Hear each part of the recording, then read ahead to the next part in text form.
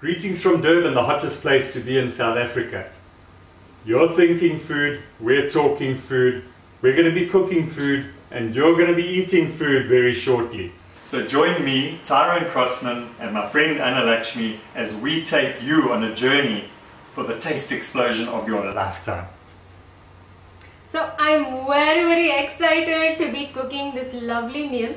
We're here in Durban and we all know Durban is very famous for South African curries. It can't be mixed up with the kind of curry that comes from India. This is a South African, authentic South African curry, and we're cooking a lamb curry today. And the ingredients you need, of course, is some lovely fresh lamb, compliments of Avondale Spa.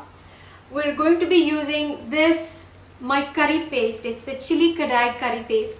Has all sorts of yummy fresh ingredients in here. We're also using a little bit of biryani spice. We have some tomato, some chopped onion, and of course, what would the curry be if we didn't have dhania to garnish it with at the end? So we're preparing lamb curry and rice. So I have my pot on the stove. I have the heat on low heat.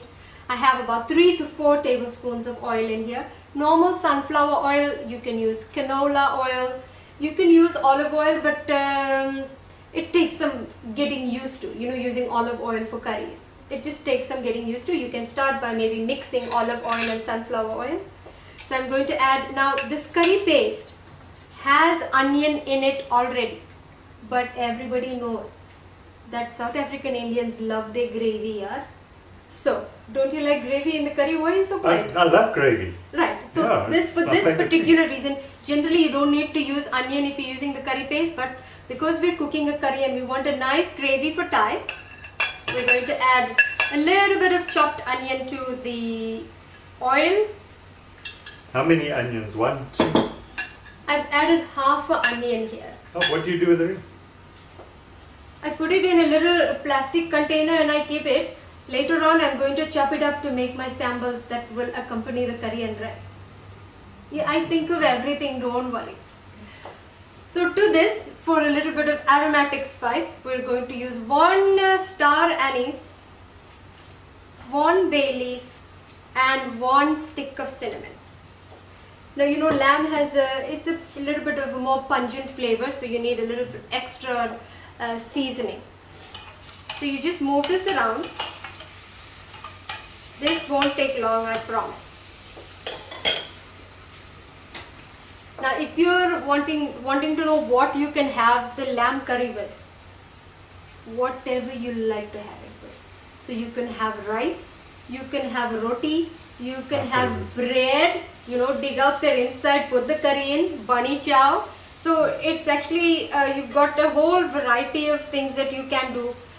Have to accompany the lamb curry. Even butter naan, if you can make that, go for it. Maybe you can show us how one day. So in a couple more episodes, we will do different styles of Indian bread. Roti, naan, paratha, puri, all this. So we will do different things. Right? I'm excited about that. You should be excited. When you're having curry, curry is not something you're going to have with a salad on the side. You're going to, you want to have, because this is a lot of flavors, a lot of different kind of flavors. You want carbs to have with it. Listen, we also have pap and curry. Really? I was going to ask about carb conscious people. Yeah, if such as myself. So you could have couscous. You just soak some couscous. You know how equal portions of couscous and boiling water. Cover that, add a little bit of salt and pepper to taste, cover that, and 5 minutes you've got, 5 minutes? Yeah, you just take a fork and just ruffle it and loosen it, and you can have your curry on the side. So listen, we've got something for everyone. You don't have to worry about that. Everybody will get sorted out here. So to this, I'm going to add, so we have about 1 kilo of lamb. So I'm adding 4 tablespoons of curry paste. You'll note there is some oil over here because this is not, this is preservative free. So there is a little bit of oil. What oil is in there? This is sunflower oil. Sunflower, yeah. Okay. If you want to use coconut oil, that would... Go for it, but again I must remind you, it's a very pungent flavor. and so you have to use small amounts of coconut or sesame seed oil. All of that is it's lovely to use. And we are going to be making stir-fry noodles one of the days. We will use this kind of oil, sesame seed oil, then you will understand. So all of the goodness, all of the deliciousness is right here in the curry paste. You can try some, you can taste it. So I'm just going to move this around here.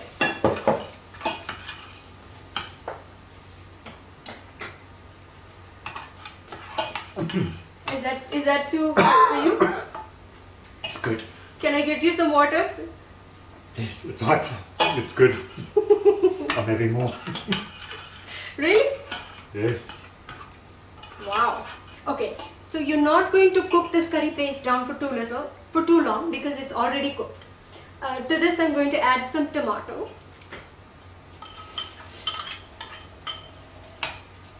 And in a few moments it will be ready for the lamb.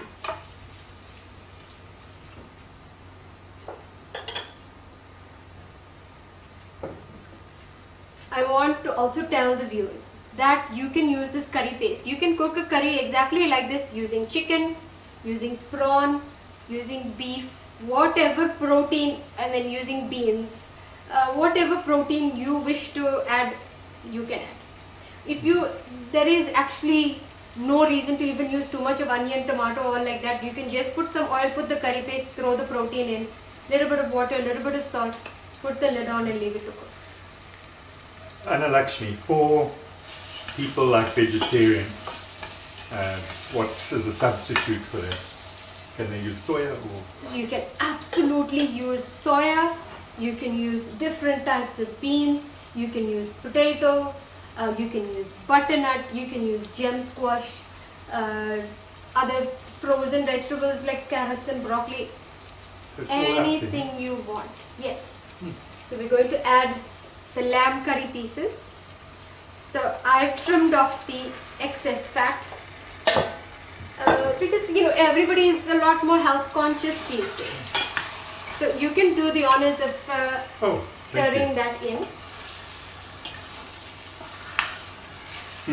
You've got to smell this. It does smell really good, right? This is absolutely amazing. I'm really feeling hungry right now. But I will not eat from the pot because it will rain on your wedding day. Exactly. And you know what? Your photographer will be swearing you the whole day. Why did you choose this day? I know all about that. Okay, great stuff. So to this, I'm going to add a little bit of water because the lamb is going to take some time to cook. We want to add some water so we get a nice thick gravy going, and the lamb will cook in this gravy. Usually you can add peas or potatoes, whatever you like. Now peas and potatoes for me is a proper Durban curry. Yeah, you can't beat that. That is how I know it. Aloo matta. Aloo matta. Aloo is potato, matta is peas. Okay. Aloo matta. Remember that. So I want to add some salt at this point because now I know exactly how much there is, and before you use salt, my grandmother always had a theory that you take a little bit of it for good luck, throw it over your left shoulder. Yeah. Your grandmother is not coming to clean up the mess here afterwards, is she? We don't know. So most Indian people actually just measure with their hand, and so I will do just like that. But usually I use coarse salt, but we have fine salt. That's fine. You always add less than what you think you need, and you can taste and add a little bit more because this is fine salt and it will dissolve quickly. Don't add too much because then you're going to have problems and high blood pressure. Now I want to reiterate that although I am a female doing the cooking today, this curry paste makes it possible for anyone, doesn't matter what age, what gender, what nationality, you can prepare something delicious with the curry paste. Even me. Absolutely, even you. A bit like me. But listen, basically all Indian people are curry connoisseurs here in Durban, right? Everybody knows how to cook a good curry.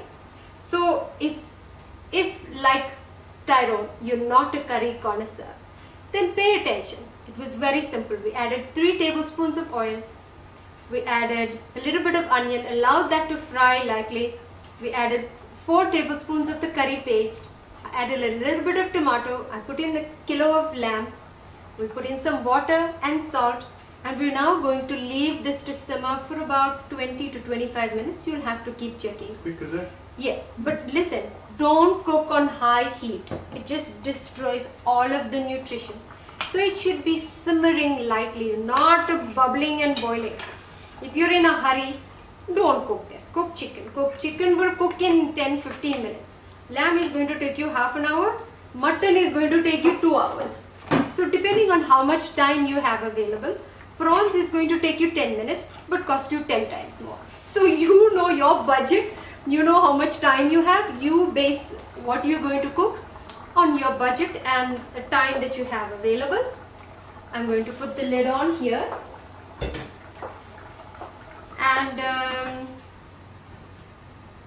we will see you back in about 20 minutes. So the curry's been cooking now for about 25 minutes. You want to have a peek? Oh, I'd love to. Oh, yo, that is heavenly. It smells and looks absolutely delicious. It does, and I cannot wait to taste it. But before I do, I've got to do something that I do best. Yes, let's put coriander in here. Dhania. Okay, but what I want to do is take a photo. Of course, that's what you do. That's your thing, Ty. Of course, yes. Go and get your camera. I'm going to dish this up. Okay. So we're just going to garnish with a little bit of fresh dhania. I like to put the lid on just for a few seconds after the dhania has gone, and I'm removing from the heat. Just because I like it when the dhania just subdues to the steam from that curry. You know what I mean? It just goes all limp, and that's how it just lets out all that lovely flavor.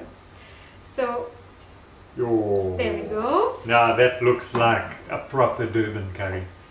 What I'm used to. It doesn't just look like it. I'm almost certain it's going to taste like it. I'm sure. So I hope allow so. me to dish you, to serve this up to you. Please. So if you want the curry to cook quickly, you want the meat pieces to be a little bit small, so it's bite size. I'm loading on the lamb here. Lamb overload. My favorite. Right, and if you can see this gravy, can you see the gravy? It's I can not see it. oily. It looks absolutely delicious. One more with the bone. You know, the meat with the bone on it is so much more tasty. A little bit more gravy for you. Voila. So we have one piece that is just tumbled off the mountain of rice. Oh, what are we going to do? We'll fix it. Add more? We can add more, not a problem. Right, that is made up for that. And I just want to put a little bit more dhania to make it look all pretty. And I've made a little salad. This is basically onion, tomato, a little bit of green chili, not too much chili. I didn't put too much chili for you. Salad, you say? Yeah, it's sambal. Okay, I was going to ask. And there's some fresh mint, because you know, lamb and mint is a match made in food heaven. Always. Yeah, just like garlic and mushroom. Yes. You know. So, that's for you. Thank you.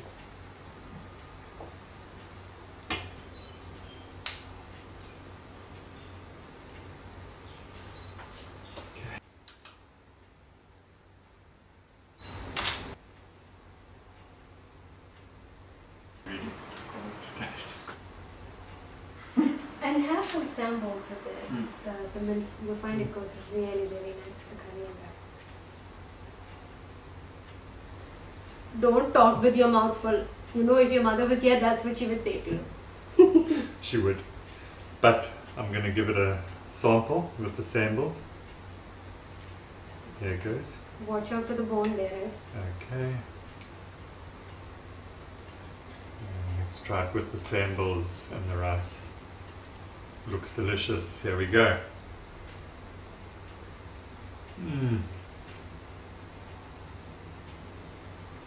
You know what the secret is? This is the secret. All that deliciousness is right here in this jar. It has been made with lots of love, packed with lots of love for your convenience. I feel like I've died and gone to heaven. Food heaven. Indeed. I wouldn't go to any other heaven. So, I'm glad you enjoyed it. Please stay tuned for lots more recipes from Ty and Anna. We're looking forward to helping you cook up a storm in your own kitchen. A big thumbs up to Blaine from Avondale Spa for these delicious ingredients that went into this delicious curry. And of course, thank you also to Annalakshmi for this wonderful masterpiece, which is the key ingredients that went into this delicious curry and gave us the flavors and that wonderful taste explosion. Ooh, that was amazing.